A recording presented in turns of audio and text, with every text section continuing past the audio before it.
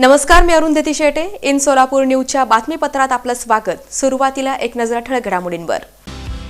या हेडलाईन्सचे प्रायोजक आहेत सोलापुरातील नावाजलेले 7 हिल्स मेन्सवेअर अँड कलेक्शन. आता बेस्ट क्वालिटी आणि परफेक्ट फिटिंग फक्त 7 हिल्स मध्येच. स्वच्छ वायू उपक्रमांतर्गत सोलापूर शहरातील डिवायडरमध्ये 2 कोटी रुपयांची 25,000 रोपं लावण्यात येणार. शहराच्या सौंदर्यात मोठी भर पडणार. आमदार विजयकुमार देशमुख यांना मंत्रिमंडळात स्थान देऊन सोलापूर जिल्ह्याचे पालकमंत्री करा, भगवान मार्कंडेय चरणी प्रार्थना.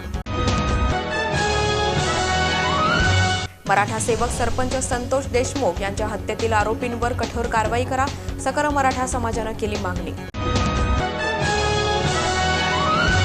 सोलापुरातील दत्त चौक परिसरातील जुने श्री दत्त मंदिराचं आयोजन. श्री दत्त जयंतीनिमित्त 14 डिसेंबर रोजी विविध धार्मिक कार्यक्रमांचं आयोजन. युवा भीमसेनेच्या वतीनं मुख्यमंत्री देवेंद्र फडणवीस यांच्या प्रतिकात्मक पुतळ्याचं दहन. परभणी येथील घटनेच्या निषेधार्थ.